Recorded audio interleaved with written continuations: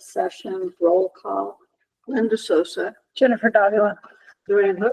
Britt Hornsby. Ann Leppanen. And Erin Nelson is excused. Okay, so the first thing that is on the agenda is review and discuss the Bluff committees, which include, if I forgot one, someone tell me, Design Review Committee, Playground Committee, Roads Committee, Active Transportation Committee, Cemetery discussion will be later. And it seemed like this was a good time to do a review of the committees that we have and talk about bylaws, talk about how many people we want on each committee, because there's people transitioning off for sure. And like, how are we going to handle meetings and then succession replacement?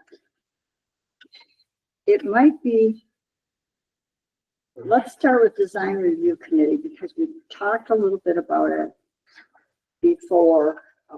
The Design Review Committee was structured in the acquisition and redevelopment agreement with Utah Geneva.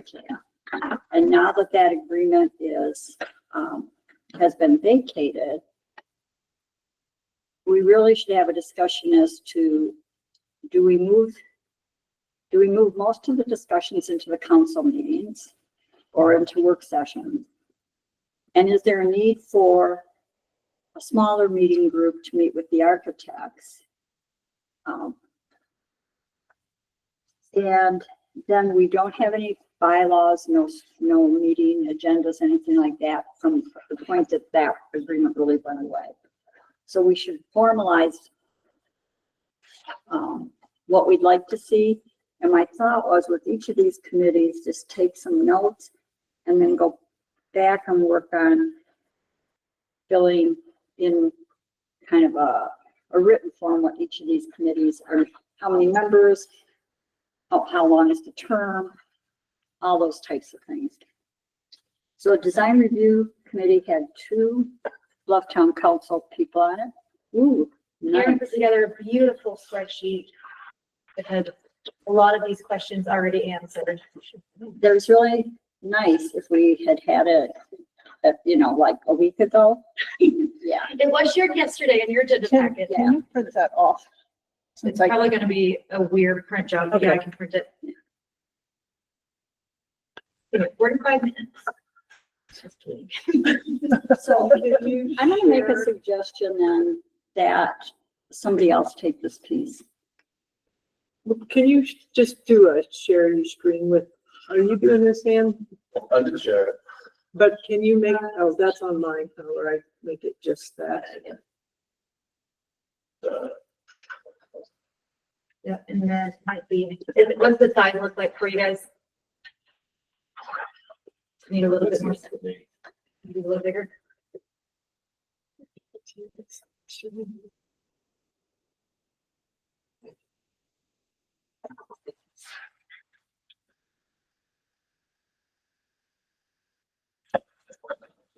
I mean, so as far as the DRC and keeping as a committee, I mean, there's enough to do for DRC to me that I wouldn't want to move that stuff into these meetings. I feel like we have enough to do in here. I agree with that. It would crowd out these meetings with conversations for stuff that's a lot of times Malia just asking for clarification, whether the architect's asking for clarification. So I would keep it basically like it is, just sans the UDB law. As far as structure goes. Anybody else? In general, odd number, if there's voting or deciding, in general, having an odd number of members is helpful. Of course, on the other hand, not everyone attends. And we don't vote on things We just in get the a DRC, we consensus. just, We just get a consensus. and then present to the board. So Yeah. what is it down to now? That it's just the two of you? And Erin often sits in. So there's four Four of of you. us. Plus all the architects, like another 15 people sometimes. Yeah, the architects, we meet with the architects every other week. And so Mhm. they'll usually come to us presenting what they've done, where they're at, what new information they need from us, clarifications, like Britt said. As things move forward, we might have more to report to y'all. I can see that happening. Yeah. But And I like the idea of 5, just because then if somebody is missing, it can't show up that day or whatever, and you just get that much more input. And I don't know that it needs to be, it wouldn't be more town council, and maybe not even somebody from town, but if you had one more voice of, if all, like, is Erin just, if she's inputting, I assume. Yeah, so you have 4 inputters. If you added one more and had 5 on that one too, I think would be good. And then report, because like I haven't heard any. Like just like what we do with the other committees and stuff, like after every meeting, just say it. I felt like, it's even been on the agenda. And I felt Yeah. like Yeah. We had an yeah. update I last feel week. like we update. So if there are decisions that are being made though, even by consensus, they do need to come back to the council. Right, So I assume that's been happening. yes. Mhm. That, yeah, just like we did with the asbestos last week, and that was That was the update. pretty much, that's what we had discussed in the prior meeting before. and then y'all vote on which way to move. So Mhm. See, so I think if you added one more and keep all of them 5 is what I would suggest as an overall, all the committees, if they were all consistently 5-member. It's worked well with like the active transportation, just because you get that much more feedback from everybody, and you get, like you say, if somebody's gone, you don't just have 2 people meeting. got it. Well, we can't have another one of us because it would be a forum. Right. Both town employees. Yeah. On it. So somebody from the community or somebody from the wider community or something. Somewhere, let's see. So remind me again what days you, Thursdays. Thursdays. at 1? I think it, somewhere in our bylaws of the town, maybe when I was reading it, it said that committees would bring forth their person that they wanted to add to the committee. Did you send that out? Recently, I haven't sent anything out. Okay, well, recently I read it. Yeah. So I don't know where I saw it, but where, like, if somebody quits or somebody leaves, then the group says, well, and they interview, like, if you guys wanted somebody else on and you had 4 applicants, or you'd interview them and say, hey, this is who we'd like to add to our committee, and then you bring it to the council, and then the council. So what if it's in something that Erin said, like, just read it? It could be that it was in the packet. in the packet that had the bylaws and code of conduct and all that stuff that was in it that we approved and it was all finalized. Right, I can see, and that's the thing, I think we've already approved that as a council, that that's how we would put committee members on a committee, and I don't know, I think it still makes sense.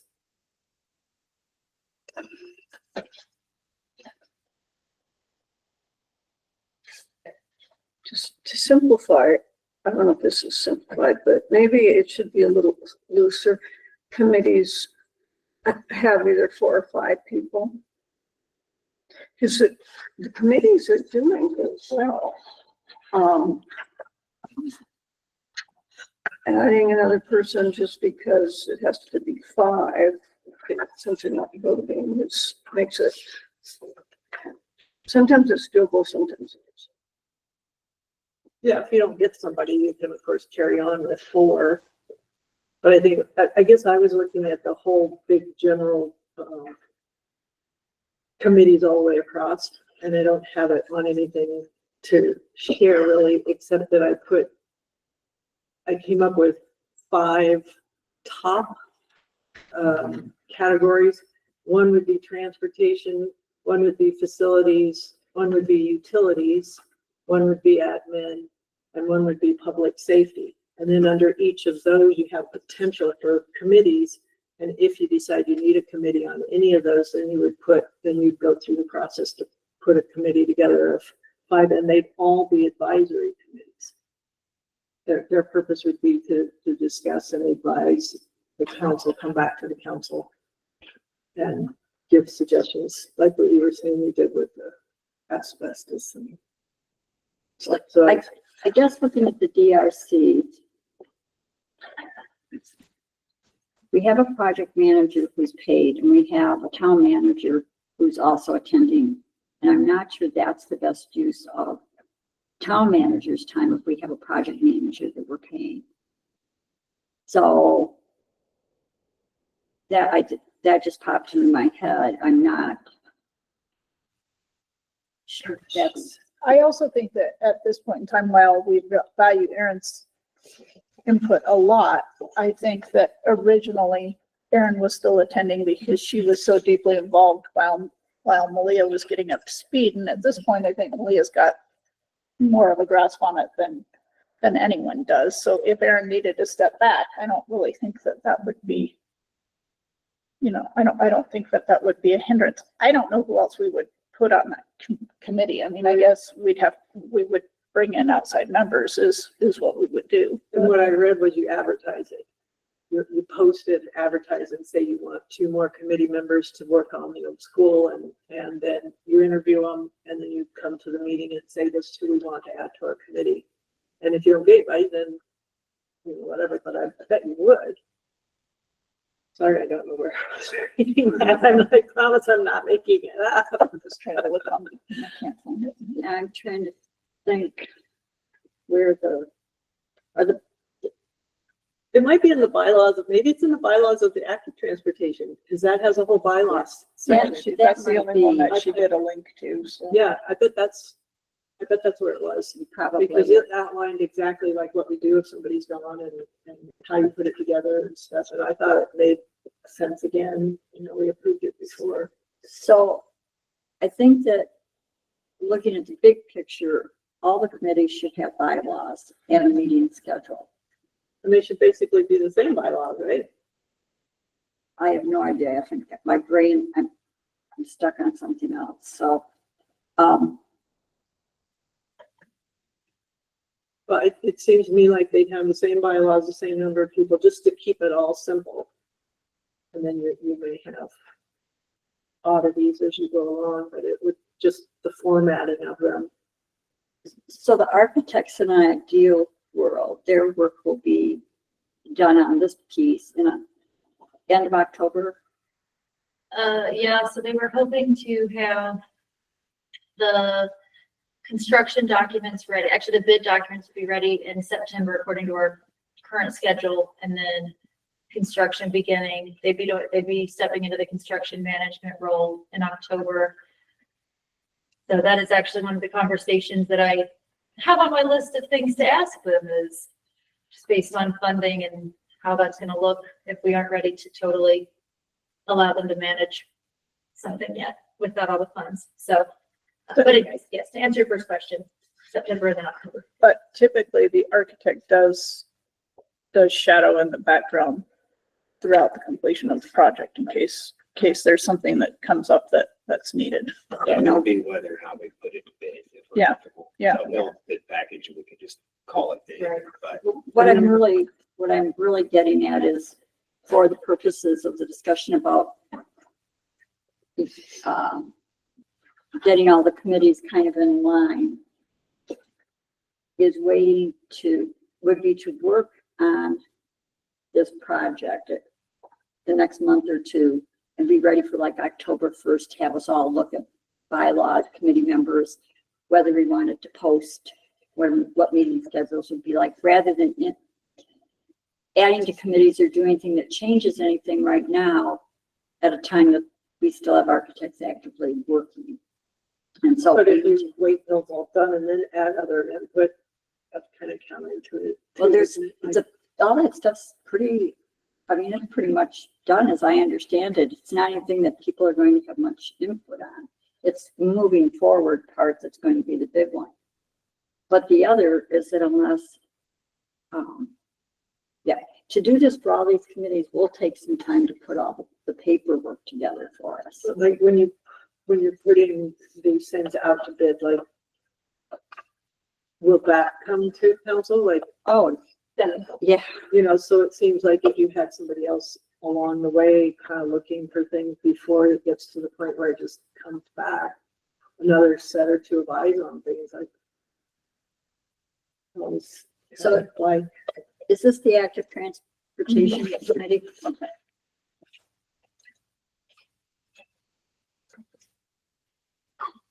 So that could be the format that we use because we don't have any other bylaws for committees. And so it would be, yeah, like the purpose you would adjust to whatever the purpose was to the next committee. yeah, you'd have to fine tune it to the project, to the committee project, but the format in the sense of it covered everything since it was gone over by Chris, us, you know, it just makes sense that we would use that then as the format. Like I said, when I was rereading it, it seemed like everything made, I mean, I didn't study every word, but it just seemed like it kind of made sense for replacing people and for the numbers and all the Pull up rest. section 4 a little bit more. Yeah, here's where it says the town shall post notice for vacancy. Well, good for remembering that, Lou. Well, I just read it since she put it out in the so. That's it. So you can send a letter that goes to the committee, you meet with them, the committee brings it to the council and I don't know, I just think it'd be nice if they were all standardized. Us. Well, I think it makes sense to standardize it. I'm just thinking about implementation. Because I don't think, my personal opinion is implementing it in the middle of the architect's project at this point would probably not be useful to be trying to add in new members. But, and Michael, okay, so in looking at it, we would have bylaws for the BRC, the playground committee, the roads committee, active transportation already has bylaws. So then The cemetery and the airport, I was thinking that those two. cemetery will, I mean, could be a potential, you know, there's a lot of potential committees when I drew up my little overview that we don't necessarily need right now or have right now. so does the playground committee have a meeting schedule or how often do you? Not necessarily a schedule. Not at this point, but it is something that, so to go back a little bit, something that Erin and I talked a little bit about with the playground committee would maybe be a rebranding of it as like a Parks and Recreation Committee. Because once this playground is done, then what?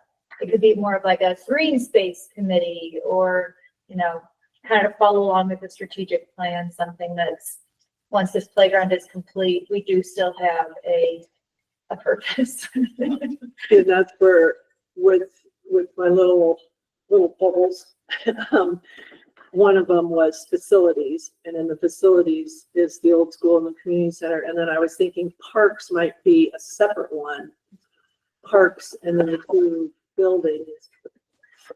And a cemetery would be a facility in my mind, Okay, so so that it- you would have those carry on. how many people participate in the playground committee? We can go back to our current members for the playground. Let's go back up there again. Jen, William, Sarah, Veronica, Hannah, Melissa. And then we have Dan and Jocelyn, but they have not responded if they are interested in continuing with the playground committee.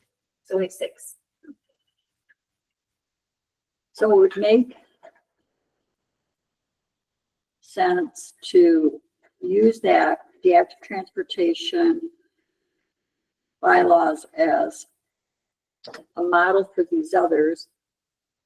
And then maybe the playground committee can talk about what the number of playground committee people or the Parks and Rec or whatever we're going to rename it would be. So the roads committee right now has no bylaws and no set meetings. So I would think each committee should talk internally to see what the meeting schedule would look like, so that we can do this all in one swoop in October, or September, whenever. But I know that my schedule's not gonna be very good for the next 2 months to be able to spend time on I that. don't know if it makes sense for them all to have the same amount of meetings either, because, you know, I mean, as you're more actively working on a project, you're gonna need more meetings than on times when you're just, you know, maybe say you have to have at least one meeting a month to see where you're at, but if you have more than that, then yeah, or one a quarter or something. Yeah, and I think Angie's saying each committee decides Yeah, what their schedule is. Exactly, just like planning and zoning decides, we decide.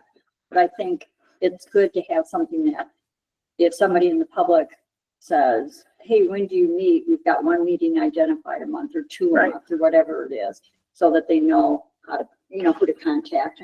And probably, I assume in those bylaws, there's things like appointing a chair and all that stuff. Yeah, I saw this. Why it's been so far off my radar these days. So that's true for the roads committee right now. We don't have a specific schedule. There are 3 of us on the roads committee, Michael Havocan, Luanne, and myself. But definitely come January, come January 1, Michael and I will both be off. Although, if Michael's listening, I have a feeling we'll never get Michael to go off. I think he'll continue to do this. He's already extending the San Juan Transportation Board appointment. So that, you know, that's something we should talk about, like how do we want to do it? Do we want to have 5? Do we want to have 3? And coming up and then trying to formalize those bylaws as well. And I also think these committees, because, you know, what they called the STP in the old days, 10 people that try to scatter them out on all of this. And I think the committees are one of those areas that you can get people that are even maybe used to live here, or maybe want to live here, or experts. Like, I think of like Utah, you know, they may not want to be on an advisory committee, but somebody like that that's got an expertise that wants to help them. We've always had a lot of people that have been supportive of Bluff in a lot of different ways, but don't necessarily live here. I think that, yeah, kind of in my mind, it would be like when planning and zoning started up.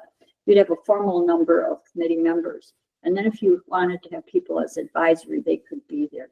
But I'm not inclined to have non-residents be weighing in so heavily on some of these things where they're Mistaking the game. right, where there's, where public funds are being spent here. And, you know, I think like how we did it with planning and zoning is we had Wendy Smith and Eileen Furstat be, you know, sitting in as advisors to talk, but not be. If you have enough people, you know, that's kind of the ideal world, if you have enough people to be on projects. Well, that depends on whether you want 3 or 5 on your committee or 4 or however, but that's kind of the point of putting this on a work session is to brainstorm so that I know if we have a consensus on doing bylaws, if we have a consensus on setting a meeting, and then each committee deciding internally, like, what do you want to see in the bylaws for the number? What do you want to change? I've been working with roads and active transportation are the main 2 that I've worked on, and I think 5 works great. I think that you just get different brains putting input in and thinking about it in the off times, and I think it's worked way better than our 3 on the roads. Well, I think that's something that we can, in drafting bylaws, leave it as a to be determined, you know, to talk about in a council meeting where we go. But what I'm trying to do is figure out what all we need to have to get it to a point where we can vote. Right, and so one of the let's say, more urgent things is with the active transportation group is that if this federal grant moves forward, which it looks like it will be, they'll be looking at our website to find the active transportation plan. They'll be, you know, reaching out to the committee Some already have and asked, like what the plan is and that kind of thing. And they'll be wanting to know what our stretch is and what our plan is for our piece. We don't get to say anything other than just, give them information. But if they go to the website and we all just show expired, it doesn't look good for getting support from whoever's looking at it. So if we can unexpire our terms until we figure out that they don't expire or something, so that it doesn't look like we're way behind. Is there anything on the website with active transportation that shows terms? And it shows expired in red. So, It doesn't say expired. It says date appointed and term length. on the town website, but when you go to the committees, it doesn't show that? It says, so under it says town boards and committees on the townofbluff.org. Uh-huh. And the first thing you'll come to is the Active Transportation Advisory Committee, and then the drafted plan, and then the Active Transportation Plan, and then committee members, date appointed and term length. And on date appointed, it does show that you guys are expired, but it doesn't have expired. It just says September 2022, term length 2 years. So, Okay, because that's changed then, because, Erin may have changed that. yeah, so that's better. in the bylaws, does it say that somebody remains on the committee until they're replaced? Because that's an easy way to fix that part. Yeah, it just, see, this is what I Say. could, yeah, but it's just the Luanne, name. and the date 75 it years started. old, I can see the screen. Well, it's the name, That is and it. then the date that it started, and Yeah. then how long our term is, and- Yeah. but it doesn't say expired, so that's, What I'm asking, is there anything in the bylaws that say until that vacancy is filled? Because a lot of times that's how they're written, and I really have not looked at that. Not really, I have not looked at it. So that's an easy fix for active and transportation. we just reappoint. It the says ones- right here, the terms of office for a committee member in good standing will be for 2 years at discretion, at discretion of the town council. And a member of good standing can be reappointed to a succeeding term. So then maybe we could do that at the next meeting, and just reappoint everybody to. Right, another if they term. want to still be involved in it. Okay. Yeah, we've had a meeting, Yeah. and everybody wanted to be So involved. how many people are on active transportation? There are 5. Two of us on council, and then 3 others, which is Who are the 3 others? Anthony Lott as fire chief and, safety concern, and a bike rider, but, anyway, besides that, it's Anthony Lott, Molly Schmidt, and Debbie Westfall. So I can put that on the next meeting to do that. Okay. So that's an easy piece. So I think if all the committees, if all 4 talk internally as to what you would like to see as a committee for the number and the meeting. And then we can get back together after the paperwork gets done for the bylaws and, for the bylaws. The one piece that we should really be talking about in probably sooner rather than later is succession planning for the roads committee, because if Michael Havocan truly is done January, we have a major gap of knowledge. And I'd like us to throw out some ideas. Let's assume Michael is out, which is true, for any one of these, but the person with the knowledge. But if Michael is out,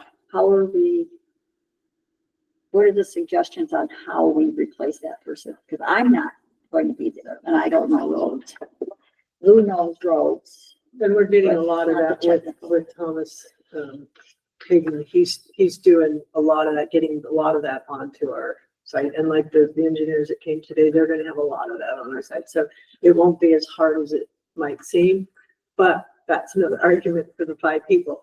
Because like you bring another person into DRC or you bring 2 more into roads, they get up and learn it. It's just like with Marks on the water department. You bring in other guys and little by little they learn more stuff. If you just have 2 and 2 of them quit and walk away, you're really stranded, whereas when you get five, you've got kind of a core. Okay, so my question is though, how do we elicit that kind of person to be interested in roads? Because we're gonna have an immediate gap, January.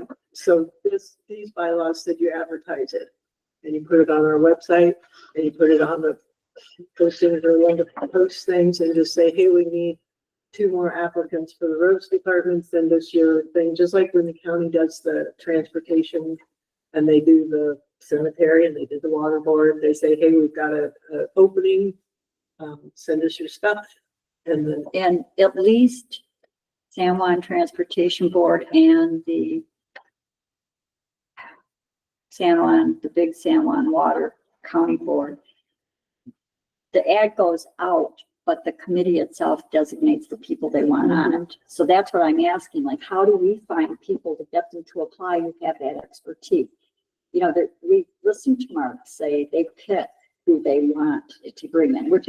I'm not arguing with that, but I'm saying I don't think putting out a general ad well, they, Oh, alone is going to bring in an expertise that we need. There is protocol that they have to submit to the county, at least with the water board, to get that position. But it is true that if we find somebody who we think is a good fit, we highly encourage them to run for that or to put in an application for that position. And I then think that would be similar to what we could do here is if we know somebody in town who knows roads well, hey, would you consider being on the roads committee? Because we really, to me, it seems like we should be trying to fill that position ASAP, because then they have at least 6 months of gleaning information from Michael before Michael just steps off. And having sat to the San Juan County Commission boards and having looked with Mac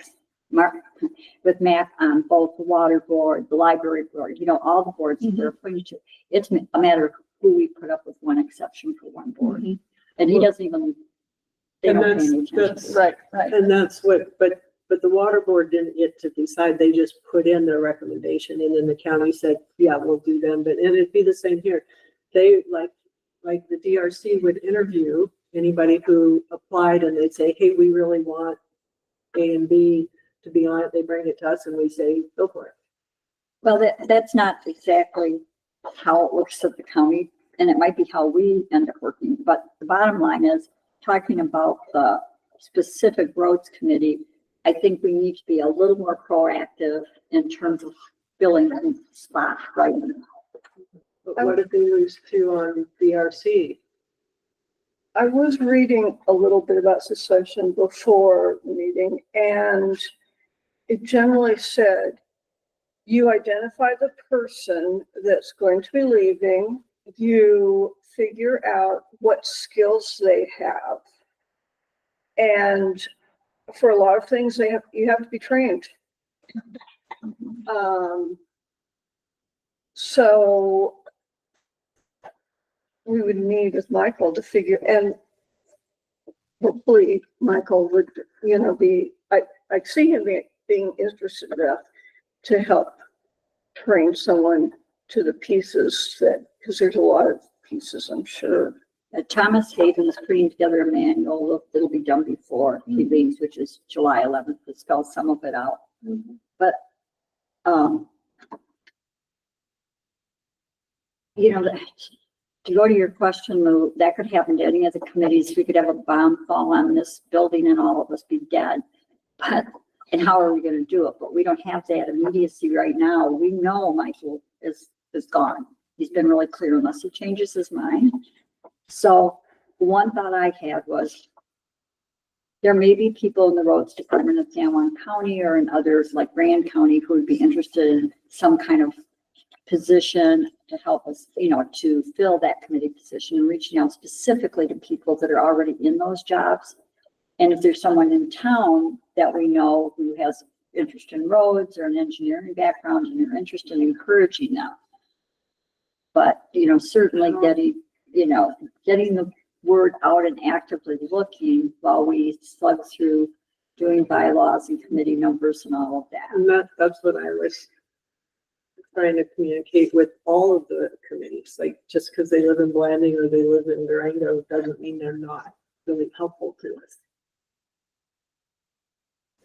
I just think things that are technical like roads, I don't know, but we need to figure out how we're going to do the succession replacement on these, and it should probably go into, you know, looking at what the active transportation plan says for filling vacancies. I know there's a section on that.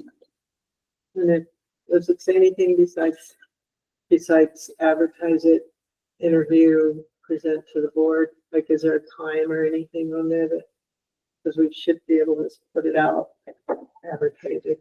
Well, usually you put that in the ad. Is there Marie Collins around? Yes. Malia. Maria? Malia. Good. Like, no. So usually that's in the ad. You Mhm. decide what it is, or it Right, there's remains open until it's filled. Yeah, each nominee suggested shall reside within the jurisdictional boundaries. Yeah. So I think kind of backing up, we could just keep going over this, but I think we've got a general idea. The airport is the other one. Probably shouldn't just be Jim Cook. And so doing the bylaws as a draft for each committee to look at, having committees look at them, and then bringing it back to another work session, and then being able to vote. Because that was one of the things Mark's, you know, that's why he was interested in working, do a succession thing, because he was kind of feeling standing alone. And, you know, like Jim, if he's the only one that knows what's going on at the airport, and he was only, you know, that's why we're 5. Like 2 of us fail, I think we're still 3. So, you know, I think it's good. But should so we have to wait till July to advertise them till we're at a meeting, I suppose. We really should have bylaws first before we get an advertisement out. We can take a vote on the active transportation one at the next meeting, which should be July 8th. And so I'll talk with Erin about who's going to do the task of doing this, and then get them on the next work agenda is the 8th. So probably that's not feasible. Which would be, We couldn't vote then. no, we don't need, I think we need a work session to look at the draft of the bylaws before we vote. And I don't think we can get all that done before August. So aim for the August work session for the bylaws to be done, be able to look at. I'm trying to bring it back to active transportation again, but we can't vote on that July 8th to re-up the committee members. Yeah, we can, because just like I did That's today, the bylaws. I add a But it's- meeting. I add a meeting. Oh, you You've are, already got bylaws, right? but you were just, I thought it was just a work session. The 8th. Okay, this is just the work session, but I added a meeting, so I can do the same thing. I'm not gonna have you vote in the work session. I'm gonna add it, unless you want to wait until the next meeting, which would be the 15th of July. Yeah, that's what I'm saying. I don't know that a week will make a difference. Okay, Then then if that's the only reason to have a whole nother meeting, it would be fine. To wait, Then if I there's will. other things that come up, then put it on. then changed it to the 15th.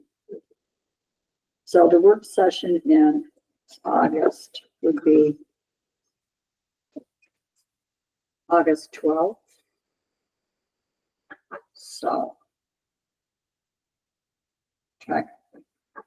try to get something to everybody before that, so that everybody's committee can talk about it. And then we can move from there. I'll talk with Michael and find out how serious he is on January date, but regardless, we still need to figure out how we're doing, filling in the expertise on some of these committees. And he's here part-time, so, you know, when he's gone, it's nice to have. Well, the good thing is he's always been available pretty easily by Zoom or whatever Mhm. platform we're using. So kind of moving to well, does anybody have any other thoughts on these particular committees before we move to number 2? Are we just gonna deal with the ones that are in existence, like we don't have a cemetery committee yet, we don't, like, just do the ones that we have? What I would hope is that at the point that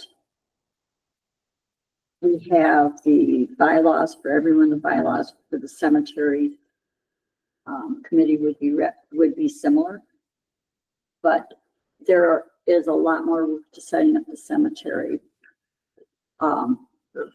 Yeah, I don't like the idea of sandwiching the cemetery committee with parks and playground right now. I I know, don't know, it would be- it'd just be under whoever the supervisor is. You're not jumping on that. So there's a lot to do with that, I think, but. So I think in the packet was the work that I've been doing on the ordinance. I sent it to Chris to hold on to. You might note that, and be public about this, we still don't have the RV ordinance back to planning and zoning. We have another ordinance that's sitting. He's been very slow, which is fine, which means he's getting a lot of work to do good. But I didn't want him working on the cemetery ordinance. I just wanted to put this on the work agenda so that everybody can get this general picture. So we got the grant from SHPO, from the Historical Preservation Office of $10,000. We have $2,500 on the match. Then we will put out, again, I have no idea where Malia gets her brain, but I asked her to help me and she did the RFP, which is great. So Erin has had a set of eyes on it. Sometime this week, the RFP will go to the paper for publication for about a month to be able to get an interested firm to do this survey. While that is happening, there are a number of legal questions that I'm working to get answered. There have been transfers of property that may have problems up on the cemetery. There are probably, quite possibly, burials that were placed by the non-existent San Juan, Bluff Cemetery under the auspice of San Juan County that may touch Hole in the Rocks property or may touch the county's property. There are ways to clean that up, but it's going to require probably the lawyers on all three sides. Once we get this general layout of what the burials look like, then going to those entities to clean up any title issues. Then at that point, so somewhere in this scheme, and please do not hold me in the order in which I'm saying this. When somebody dies, well, when somebody wants to buy a plot, we'll start with the easy part.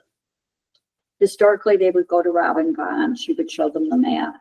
They would pick out the plot.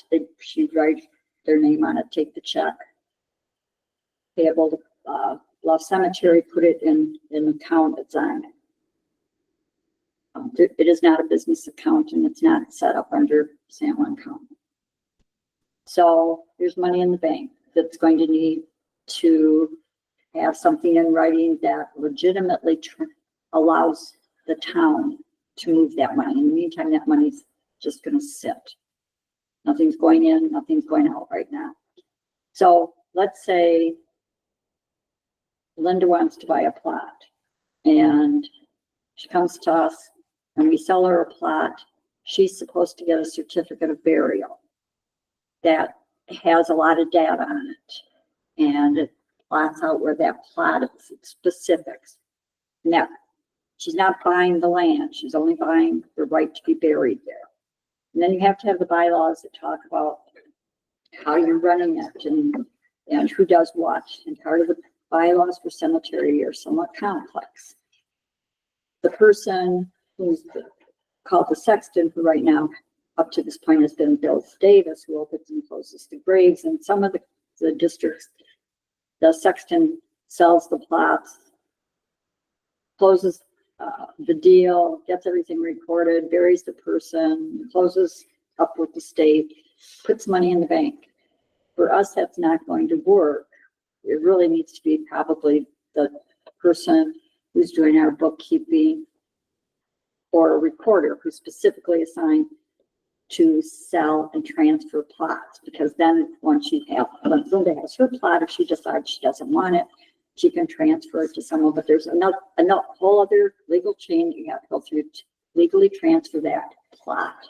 So there's forms that go with every one of these things. So in your packet, you'll see I've started working on the forms, started working on the bylaws.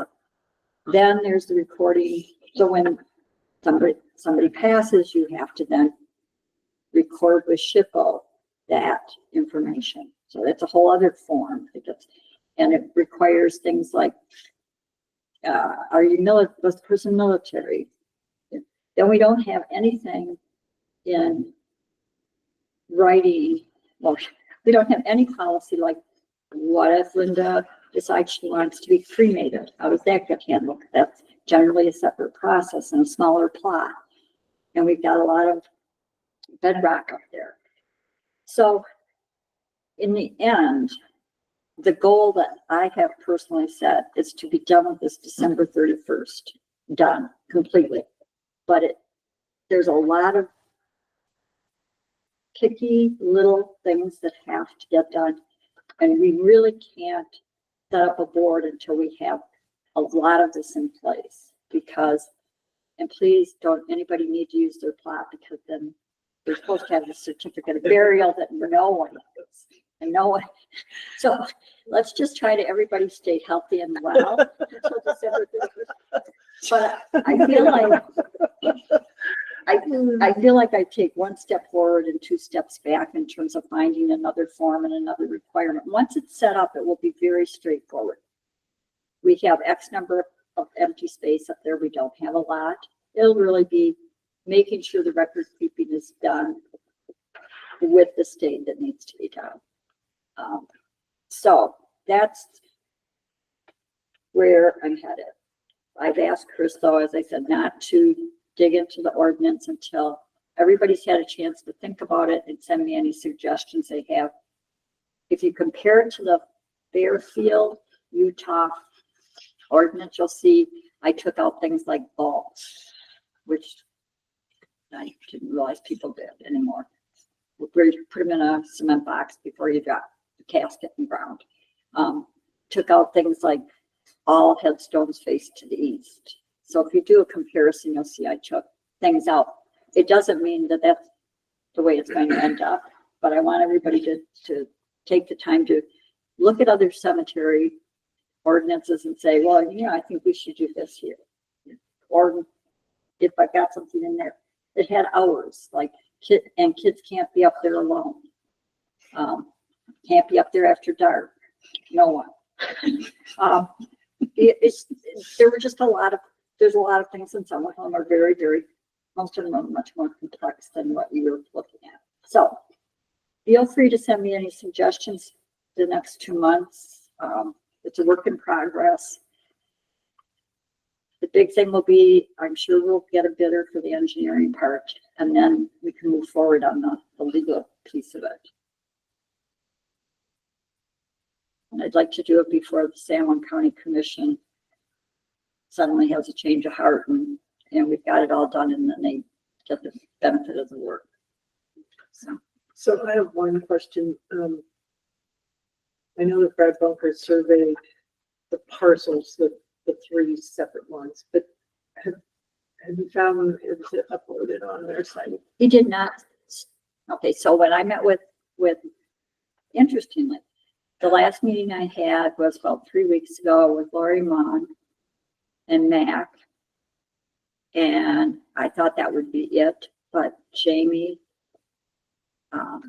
jumped in, as did Sylvia Stutz. So they had 3 commissioners in the room, and it's not noted as a public meeting because they say they're doing administrative work and you don't have to notice it. In that meeting, Mac McDonald offered to sell Hole in the Rock, the county section, for $1. That cannot be done without a public ad because he's selling public property, which has led to a whole other issue for me personally. You just can't do that. But when I clarified that question, I said, Mac and I had conversations that he was having the quote cemetery surveyed. What he had surveyed was the county section and the Hole in the Rock, a private foundation section, and not the section where the cemetery non-existent district was burying people. Right, but do you know what that survey is? That's the one I was interested in. There is no survey. No, the one of the Hole in the Rock and the county. Yeah, But is it on here? Because that's the one I'm interested in. I'm going to try to show my thinking on this. If you look at their boards, everybody has expired or died. Updating their website is not. Now we had it electronically, and I had the map in the office, and it's in there now. We have to put it together Right, to look and at. it just was so small, but okay. Yeah, that- I'll just, yeah. searching. You or send Mac a request and ask them to send it to you electronically. And that's the best that we've got.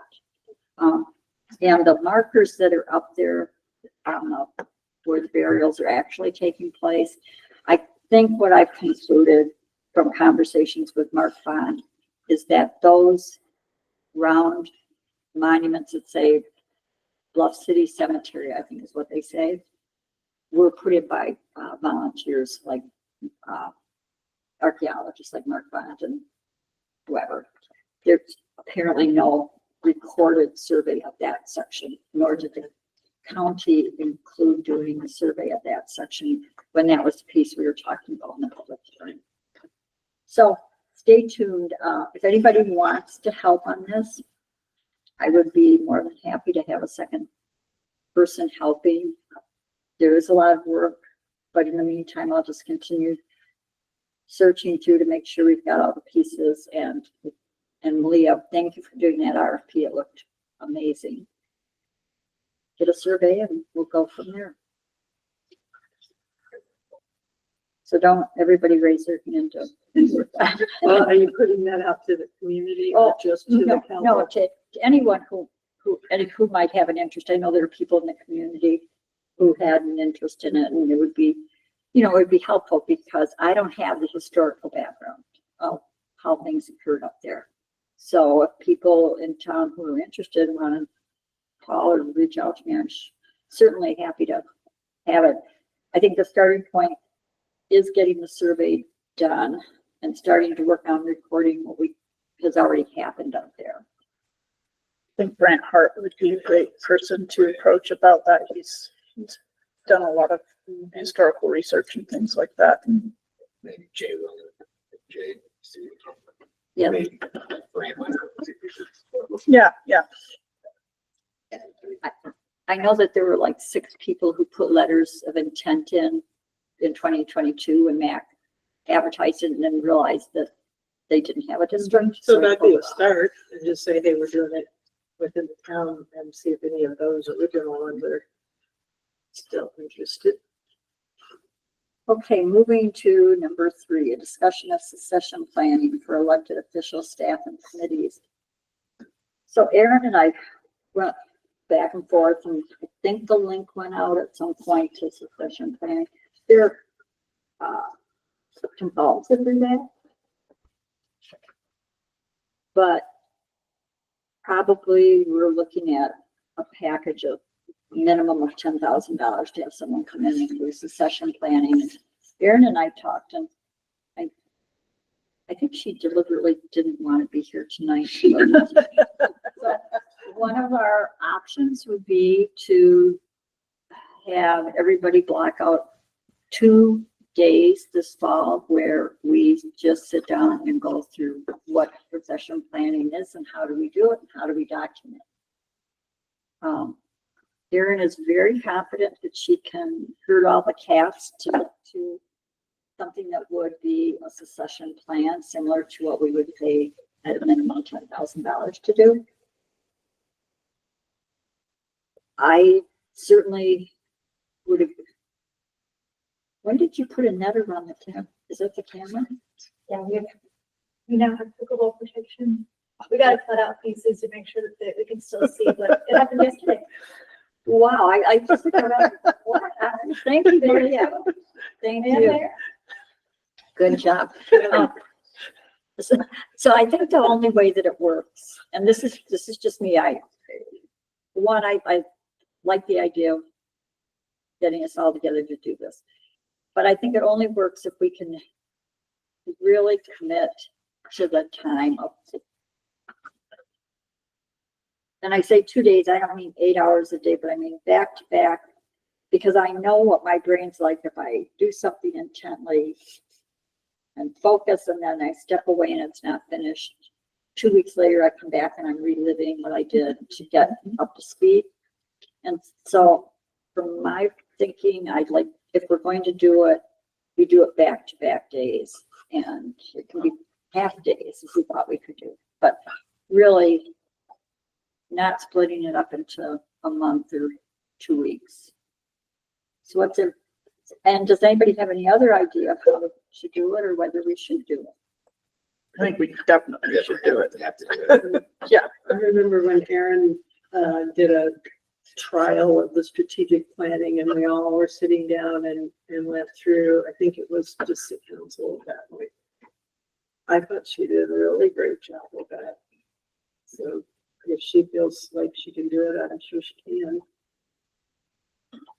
And I don't, it's as much as anything, I guess it's training for us, because whoever comes in new is going to do whatever they're going to do. That's the only problem with spending a lot of time on it, because we can't control what the next person is going to do. Can't control to an extent, but I mean, if there's a process in place, it's real easy to say, this is how we do this, I mean, rather than just having to Well, especially create the wheel every single time, we have a turnover. But I think she's in the perfect position because she knows everybody and she knows all the systems, and has been working here long enough to be able to do it quicker than somebody from out of town. Well, and theoretically, she stays on her job and it doesn't, town council comes and goes, but hopefully your employees That's the succession plan. ride the different councils. Well, it is, it's the committees, it's the staff. I mean, you can't control the elected officials. We Right. can all do what we want to Right. do. But certainly having like how we dovetail into, we've got planning and zoning, that they're appointed by the council. So to that extent, you can control some of it. Certainly you can control staff. But how we replace it, we don't have a personnel policy that's in writing, like in the contracts for, I think, both Erin and Malia, there's like a review date, a trigger date to do a review that probably has never happened. But going through and looking at that, so like if Malia were to leave or Erin were to leave, we've got something in place, and that's why we've been trying to get manuals put together so that you can hand someone a manual, and that's part of succession planning. But if everyone is okay with that, I think summer is off the table for all of us. So maybe looking at your calendars, September, October, November, and then we just get 2 dates and give everybody some time to think about it. I'm sure school is in session those days. Yeah. So I will confirm with Erin that she's still okay with being able to kind of run with that, and then if everybody looks at what ideally, and maybe the way to approach it is when you're not available, what days of the week definitely don't work. Are weekends better, worse, so that kind of thing.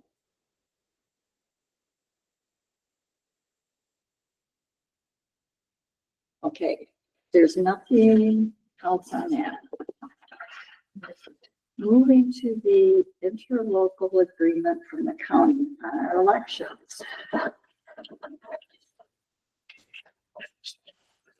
Um, So Erin and I met and went through this. We both had gone through it individually. Our cost has significant, so let me back up. We got this a couple of days ago.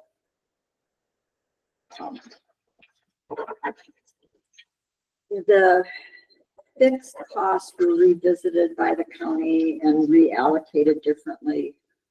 The county picked up about $10,000 or $12,000 more on the fixed costs.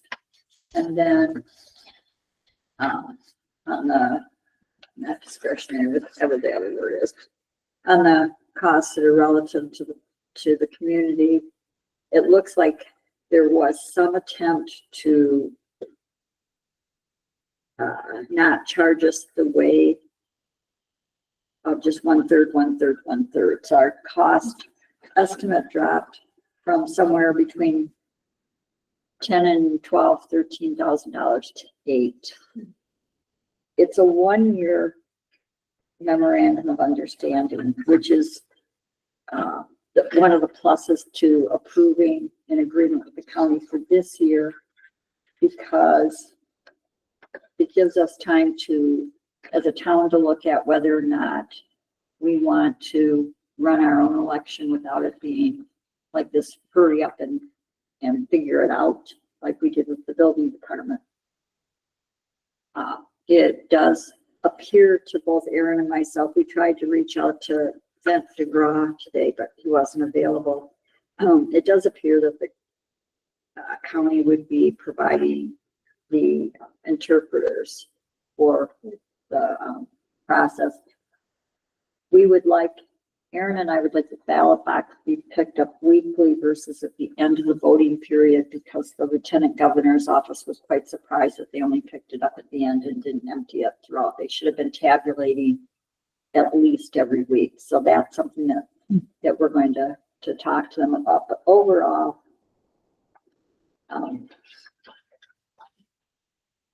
it's certainly more reasonable than it was. I still have a issue with being charged at all for the cost of their employees in any way, shape, or form, but they're not going to budge on that. So pretty much this is what it is in terms of the MOU that the county is offering. If we choose to not take it, then we would need to run our own. We don't have a primary, so we would have until, what was the cutoff date? Did I figure it out?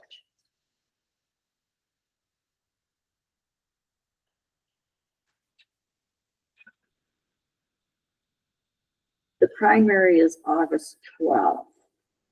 We would, in an ideal world,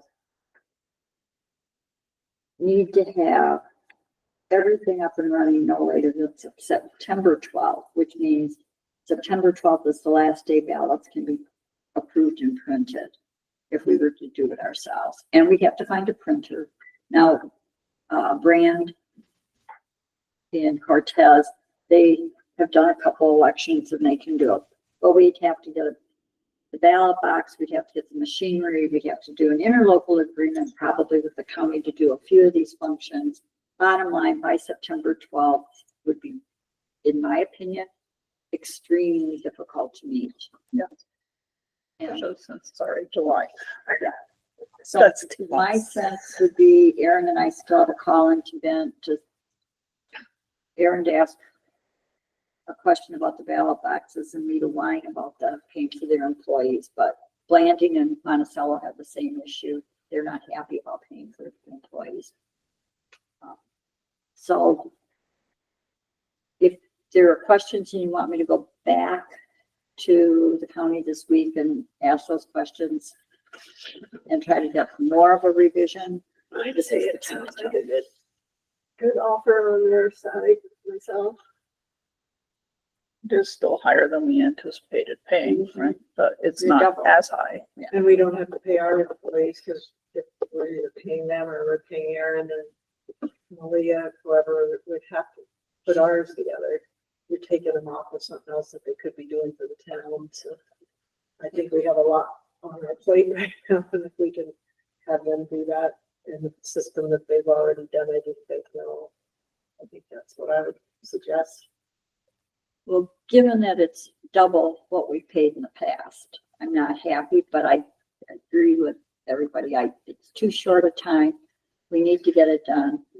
We don't have the luxury of picking through and trying to figure out how to do this, and we got a year done. And so Erin and I talked about, people have a year to think about whether we can find some other way of running the election, like teaming up with somebody, another entity or what, but it's a 1-year agreement. It gets us moving.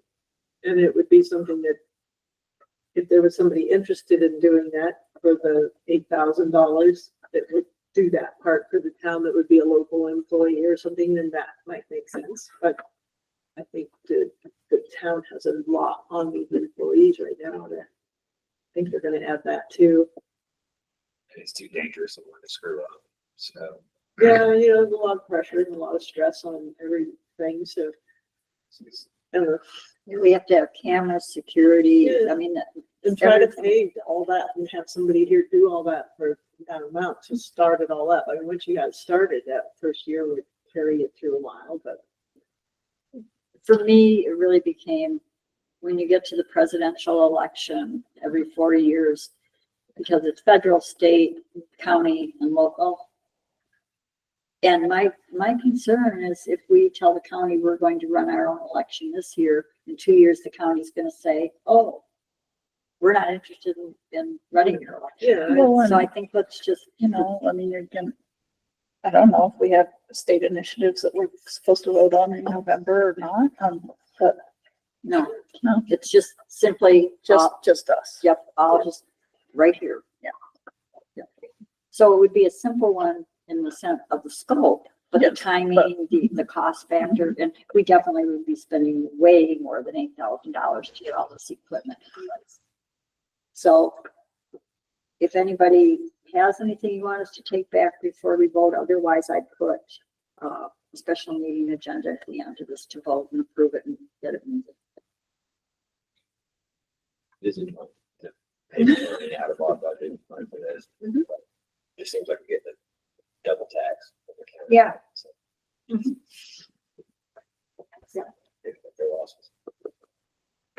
Well, let's talk about it in our meeting and see if we've got enough to vote to approve it or not. All right, then the last one is the review and discussion of the waivers for use of the Bluff Community Center. So I'm gonna open it up for discussion. I could start a little bit. If you guys are able to pull up your agenda packet, I sent out some rental figures. I'll speak up so the recording gets me. Were you guys able to see that? Yep. Okay, so this is in reference to our conversation last week. I titled it Questions Asked to Guide the Waivers for Use of the Bluff Community Center. So number one was basically breaking down the number of rentals for parties, political, 501c3 in the calendar year 2024. The amount that came in was $10,000. I have the total breakdown and you're welcome to review those. And then I called a couple of local places that have rental spaces that are similar-ish to ours. Red Mesa gave me their information. It is $150 for 4 hours for a non-member, $75 for 4 hours for a member. And that includes a meeting room, which is a 150-person capacity, so about half the size of our space. Tables and chairs, a dining room and kitchen, projector, screen, and microphone. Bluff Dwellings has a conference room that has about 100-person capacity, which is 1/3 the size of ours, which includes tables and chairs in a kitchen, 500 to 700 per day. And then Desert Rose actually has 2 different spaces that you can rent. There's a meeting room with a 55-person capacity, half day 250, full day 500, and then an outdoor rental space that accommodates 70 to 100 people for about 2,500 per day. And then number 3 is the cost to run the community center as a rental and the amount charging. For the sake of my time, I didn't spend more than a couple of hours on this, but the total that we actually spend to keep the community center running is about $38,478 per year. That's insurance, wages, utilities, maintenance, building licensure, which is broken down a little bit further. And there's something that I forgot to include in that I thought about today, but just add another couple $100 to it.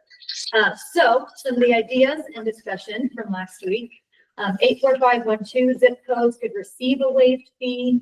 And then also the question of when a 501c3 comes in to present to the council or town, the fee is waived.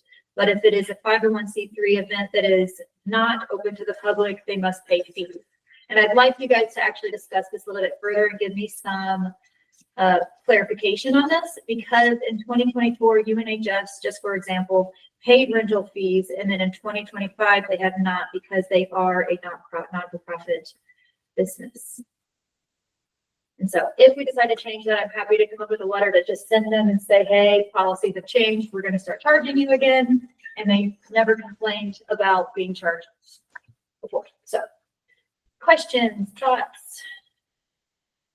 Like in that example, did they pay the cleaning fees? Yeah. And the cleaning fee is, $50 for the community center and $40 for the kitchen.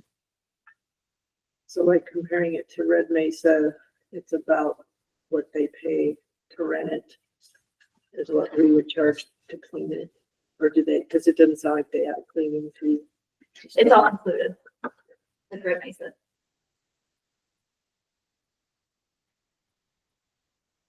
I think this shows that there's lots of options for people to rent.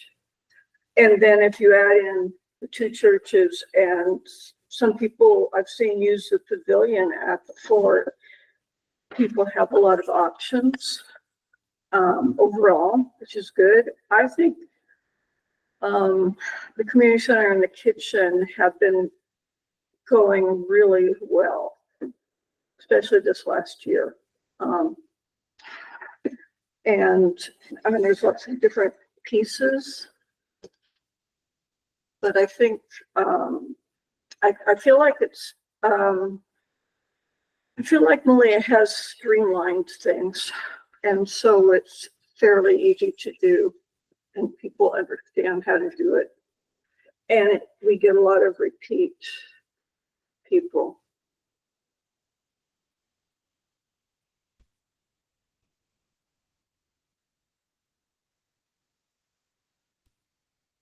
So it seems like we had originally said we'd waive fees for the balloon festival and for the, from the Cedar Mesa Gala that they did in March. It's kind of varied a little bit since then. But I remember a meeting where we decided those two were waived and nothing else. And then we've had discussions on public events. Like if it's open to the public, that's kind of what a community center is. And like, for instance, the funerals are considered public because you advertise them, you put them out in newspapers, you put posters up, whatever. So funerals, generally speaking, are considered public unless you call it private and don't want anybody involved. They're considered public. So I would just like to see it a little more streamlined. Either everybody pays or everybody just pays the cleaning fee. Maybe up the cleaning fee a little bit. And then if they're local and it makes more activity, like what happens when UNHS has their health unit out there? Do they pay or do we just open them so it's donated to bathrooms and stuff? And all those things add to the community in my mind. If the senior center, that being here, the pickleball, all of those things, and the more people that are up here using it, the better it is for the community. To charge them cleaning fees and make them non-refundable. We do have a number of free things that we don't charge for. We don't charge for pickleball. If somebody wanted to play basketball, we don't charge that, or ping pong. I think that we don't charge the Girl Scouts. They don't meet here anymore, but we didn't.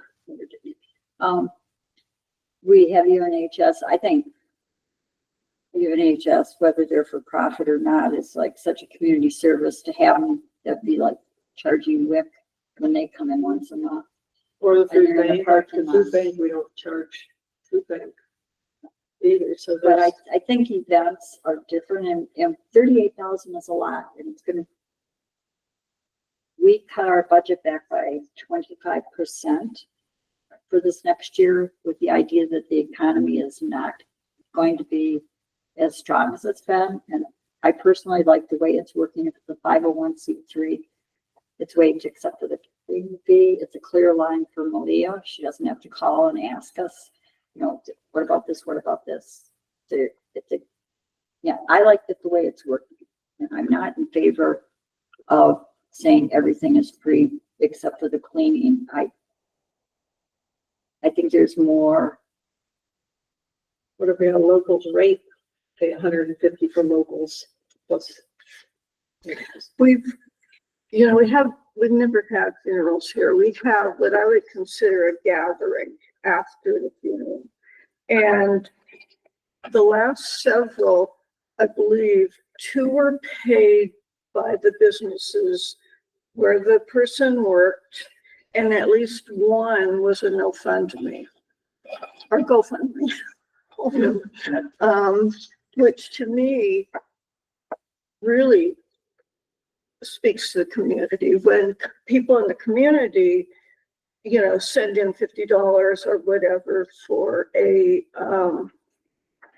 for something like that, to me, it's much more personal than having, people can use the building for their gathering. I mean, they can also use either church or I've been to one at the pavilion.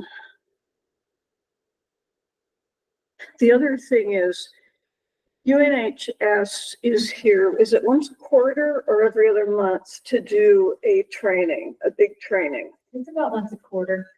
So once a quarter they come and they have been paying for it until fairly recently. So a whole lot of people come here and they do the training. And so the community isn't involved. But to me, that's the same as, in a way, as Greater Bears Ears. I mean, they have a big community celebration. I mean,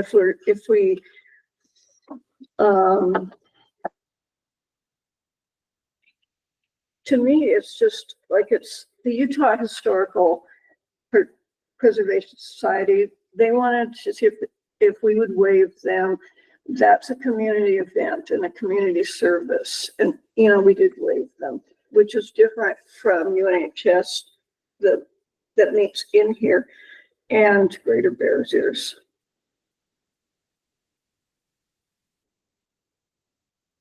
So who are you suggesting we charge? Who pays? Because I hear a lot of wage, but who pays? Well, the way that Malia read it a few minutes ago was the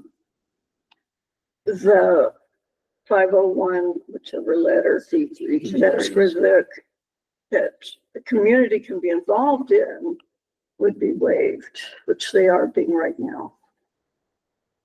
But events like Bears Ears and training, because we have to treat everybody the same. If other people decide, we want to train our group for something else that's a public service, that's a good thing. The good is subjective. You have to be careful with that. You can have to have a rule you can just follow. Well, that's why the 501c3 is a clear line, which is why we went to it a couple of years ago, because it took out a lot of the time and guesswork out of it. And so if somebody local wants to have something here, then they just need to get connected with a 501c3, because there are quite a few of those really popping up more and more. Is that kind of a way to let in like you mentioned basketball and stuff, how would say somebody wants to come in and play basketball, how do they do that? There's a website, there's a contact number, there's a phone. People are here now 5 days a week. I've had people ask, I've opened it up for groups of 2 or 3 guys who wanted to shoot hoops. AmeriCorps used it. So they just come to the office and. Yeah, they could come to the ask office. and- They could, I mean, I hate the expression small town because a town is small by definition, but we all know each other. And so like if somebody's at Jen's and they're like 5 kids and they wanted to play basketball, there's nothing that prevents getting direction from Malia. Can you open this up? And I've done it for people. I did for AmeriCorps, except for the last group who apparently their recreation was the clinic. But, In the past, when I was a kid, we had certain hours set aside. We had a schedule. If, I mean, we knew that Wednesday was basketball night. If we wanted to go play basketball on Wednesday night, everybody showed up to play basketball. I mean, that's kind of how we did it then. And in that, we had some more equipment that was available and things like that. And I think that might be something that we could go back to having a schedule. I mean, it's just kind of like they do with pickleball already. We have our classes and things like that. Somebody organized it, set aside a time, and they put it on the schedule, and that's just how it is. And I think that that's something that would be easier to implement than trying to, decide, that's why the fees, part of why we don't charge for fees for like pickleball or meditation or yoga or any of those, because we get the payment in lieu of taxes that drop from 7,000 to 1,200 or whatever it is. But that money's supposed to be used to keep it open, and that money is a drop in the bucket. Even the limited public use that we have that's listed on the calendar, that 1,200 by far does not cover the cleanup after, at the end of the week. Like, for instance, this meeting, we have meetings in here 3 or 4 times a week, and now planning and zoning 3 or 4. So most of that you have to write off to administrative because we have to have a place to meet. And the other is just added community support to make the community a community, have places for people to gather. I can't compare government activity to recreational. No, it's not. It's just that we have to have this in order to have a place to meet. So our expenses cover the expense of the community center. And the other doesn't need to pay for the whole place. well, and that's true for right now, but theoretically in 2 to 3 years, we'll have offices and a meeting place for our stuff someplace else, and this building is going to be standing for doing what? And then we have to have the income there to justify to pay the building. So I'm not opposed to renting it for parties and things like that. I think that's a fair thing. I mean, I rented it for my Christmas party. Did I need the whole thing? No, but I needed someplace bigger than what I had available myself. But how do we justify waiving all the fees for all the other out of towners and other activities that, like, I mean, UNHS, we all love them. We all love all these people, but how do we justify them not helping us keep the community center open? So do you want to go back and charge everybody? Well, that to me, it seems like we ought to charge everybody or make it to where it's just a usable space. When we first talked about this, like 8 years ago, I guess, we talked about memberships, and that must be what Revenue says, is you can be a member of your community center, and then you know how to get in, and you can come in and use it and whatnot. That's what a lot of community centers do. And then we decided not to do that. But I don't think we ever talked about memberships until the Fire Mason Kitchen. we did, because I compared it to a few other places that they do it like, but then that was, we didn't do that, but I just wonder if we should just either charge everybody or make it to where it's wait for 84512 and wait for 501c3s, except cleanings. Well,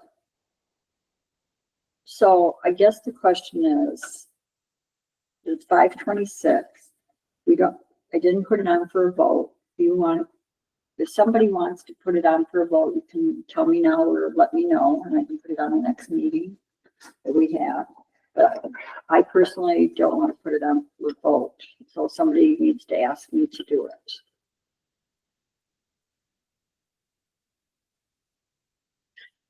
So I always paid for Chinese New Year. I mean, Chinese New Year potluck was, well, maybe it comes back. You know, I just paid for it. It was $225 or something. I paid for it. It was a community event. And it just simplified my life to do that. And like Jen paid for it. But you held a community event, just like, you know, I argue that for the teachers. The teachers used to have to pay to come teach the community these classes. And you put this all on for the community to gather everybody, and then you also had to pay for it. So I just don't think that's right. If you're doing a community thing, you should not have to pay for this space. I mean, there's other spaces. We could have been outside in the pavilion. It was at the fire station. I mean, it's all over town. And it's a choice. It was a choice that I It's just made. we get tax and- money, we get tax money to run the community center, and so it's just a way what do we call that with the building department? It's a service back to the community, in my mind, so. So because of the time and because we have a special meeting at 5:30 on the election. So if somebody wants to call it in the regular meeting to be able to vote on it, I can put it on if somebody wants it on the agenda.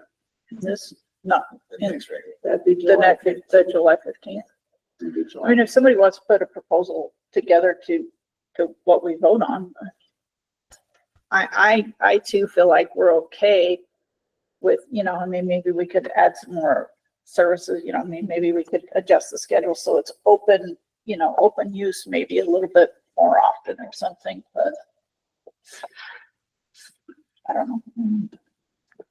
I feel like if it was like thousands of dollars, like if we were charging the Desert Rose Pavilion $2,000 to rent your thing, that might be a different story, but I feel like it's a reasonable price at this point for the space that it is. But not to charge everybody else. That's the thing, like, I'm fine with charging people, but I don't know why we charge our locals or charge our locals, but don't charge everybody else. That's my issue, and I think it's fine enough if somebody wants to do a big gathering and has a few extra $100. But if we're gonna waive a bunch of fees, why do we charge our locals? That's my problem. So I guess I'd like it on there.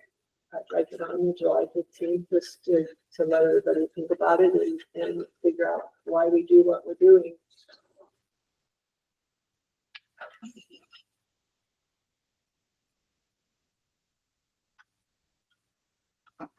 Okay, I've got it on the list, so that moves us to the last which is to adjourn. It is 5:30. Motion to adjourn. Second. All in favor, say aye. Aye. I, Anyone opposed? It's unanimous. I'm turning off this recorder, take a 2-minute break and come back. Run.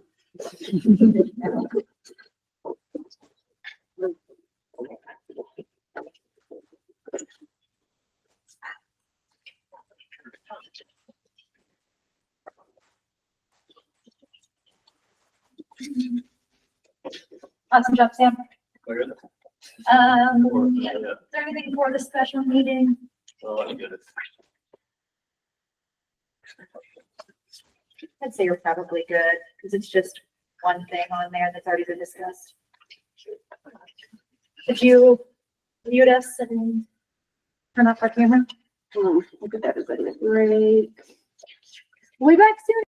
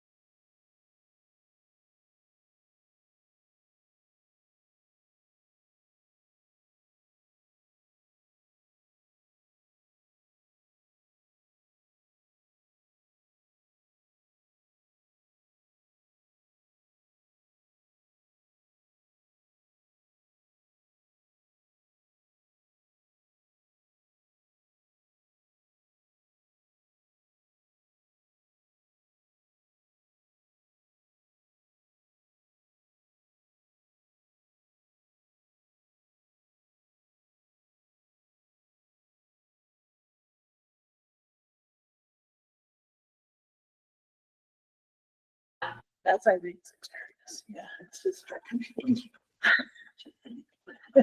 Mike's on. Okay, I'm turning the.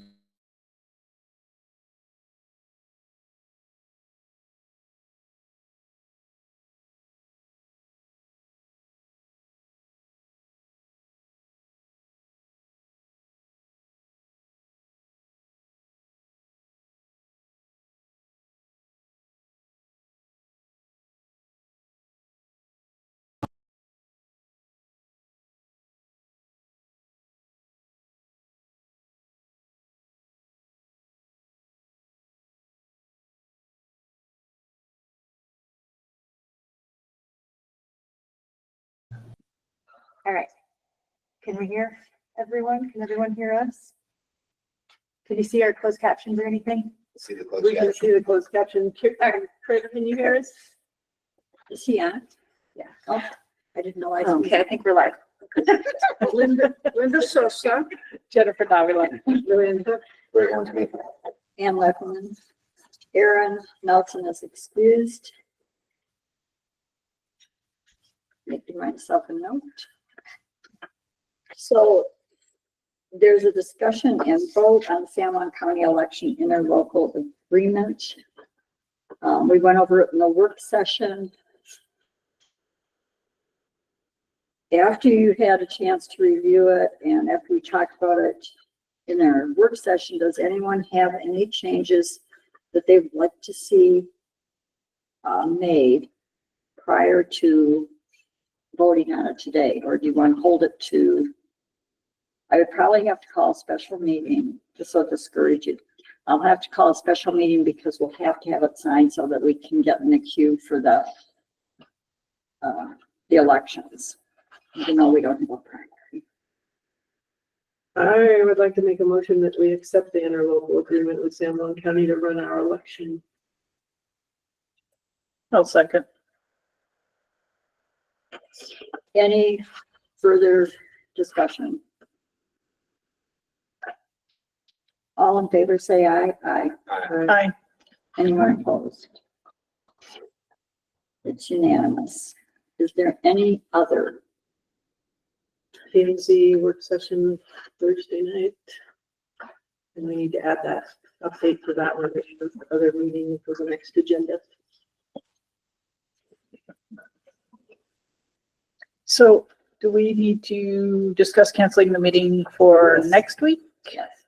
And it's just we can just have a discussion. Okay, Is everybody okay with that? yeah. And then, so the following meeting will be a work session? Yes. Yes. And hopefully there won't be anything that I have to throw into a special meeting. But I will make sure that we get July 1st, I believe it is. Yeah, so July 1st will be canceled, July 8th is a work session, and July 15th is a regular. And July 8th, there is there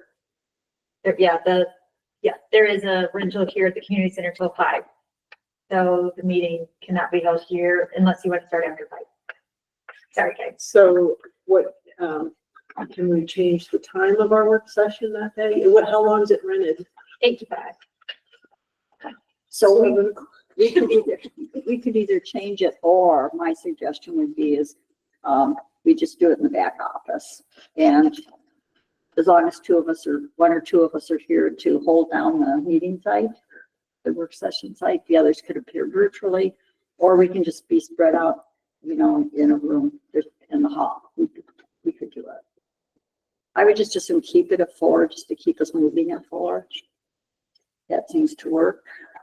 But I'm not opposed to changing the time if you'd rather start like at 5:30, because they'll have to clear out. Yeah, I would probably have to be 6. I'd rather do it in the office. Well, let's try it. Or I'll volunteer some others. Is the office clear enough during that time with the interns and everybody? You just boot them out. Okay, so 4 o'clock in the back office. Yep. I mean, we could do it in the kitchen for that matter. I mean, there's more space in the kitchen than there is in the So office. that leads to an interesting question, because Malia had suggested you as you design build Bluff Yeah, Cedar campus. Mall. Oh, it's And I your said, fault. that's why I kicked P and Z out of there. It's not a public space. So I guess the kitchen would be a public space. We could do it. But I we'll think it's figure it rented at that time, sorry guys. well, they rented it to, yeah, they I think rented that's the when kitchen. the coffee shops in there on Tuesdays at 4. Oh, well, we just So open the back just try office. try the hallway, I'd say the Yeah, hallway, we just shut the door and we'll be fine. because we need tables and stuff. We can do it. All right, then we are Motion to adjourn. Second. 5:40. All in favor, say aye. Aye. Aye. Anyone opposed? Okay, the quarter is off. That's Thank the you. shortest town meeting ever.